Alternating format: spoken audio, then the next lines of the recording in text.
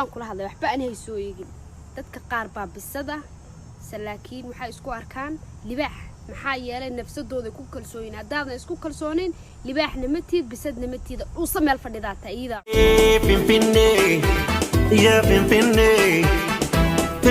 gabadhaan guweynayn gacalkeedu badan yahay marna gacal wadaagtaan hadduu calafku ku galo ilka dheeri waa tali ku sheega adiga si ordeen kula hadlaya waxba waxa isdhogoolin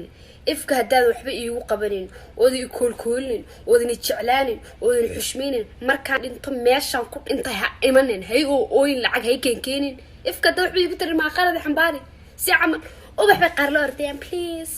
barka baa cunayna nabadgeli gabdhaha qaar heesaha si qaldan bay u fasirtaan kulaha heelaan garanayo aftirkan kugu raaca inta sawir ninkeeda qalafsan soo dhigtay waa nina ilmaabtihiin ama ilmaadeerihiin oo lagu qasbay haddana waxay keeneen nacabka darbiyada jiro yaa jingad ku nool laga dhaxbaxaya maayay dadka Soomaalida qaar baa FBI ah waa FBI aan cidiga goosanayn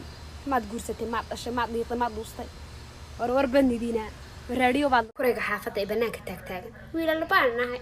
Manchesteros la farbulbul way daawan karaa sakin shaah ma karsan karo wuxuuna rabaa sharaftaan dhulka la galo waa farabsa soo dhig amarkaaga idii waa inaa ayaa ta magaca